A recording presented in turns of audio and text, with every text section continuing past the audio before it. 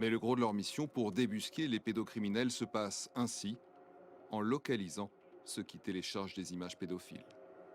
Ici, on a une carte interactive qui montre tous les échanges de fichiers illicites, donc les images pédopornographiques qui se fait en live. Donc on va lancer le processus et des points vont apparaître et chaque point correspond à un échange de fichiers.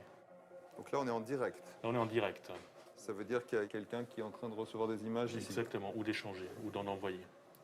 Ah oui, l'Europe est instantanément toute rouge, hein. Ouais. Et c'est quel genre d'image? C'est un échantillon très large, c'est des enfants en maillot de bain ou c'est...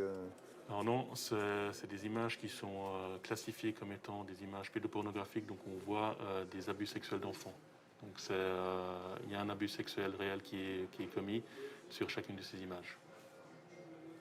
Et c'est des images interdites qui sont en fait marquées, c'est comme ça qu'on les repère. Exactement. Mais par exemple là, si on zoome, on peut voir des gens dans le canton de Genève?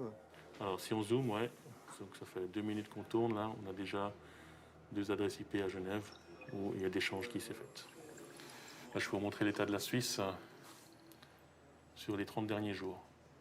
Donc chaque point, en fait, c'est pas une image, mais c'est un faisceau d'adresses IP. Donc typiquement, quand on vient sur Genève, on voit le nombre d'adresses IP qu'il y a exactement. Ça, c'est sur 30 jours.